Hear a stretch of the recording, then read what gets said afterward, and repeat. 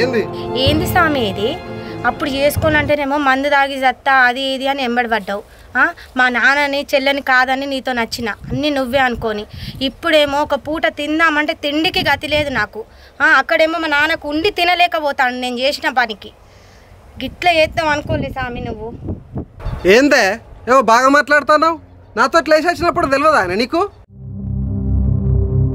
20 ఏళ్ళు కని పెంచిన నీ అయ్యవనే వదిలేసి వచ్చినావు. ఇప్పుడేమో బాగా నీతులు చెప్తానావే. అప్పుడు గుర్తురాలేదానే నీ చెల్లె నీ అయ్యా? ఏంది స్వామి నువ్వు మాట్లాడేది? నేను రాకపోతే చనిపోతాను. నువ్వు 10 సార్లు ఫోన్ చేస్తేనే కదా నేను నిన్ను నమ్మి వచ్చిన. 20 ఏళ్ళు కని పెంచిన నా అయ్య పరువు బజార్కి వేసి వచ్చిన. నీ మాటలు నమ్మి వచ్చినందుకు నాకు తగిన శిక్ష వేసినావు నువ్వు. నీకు తగిన శిక్ష వేసినా అంటున్నావు. ఏమేసినా నేను 4 రోజులు ఆగేస్తలేదా పని?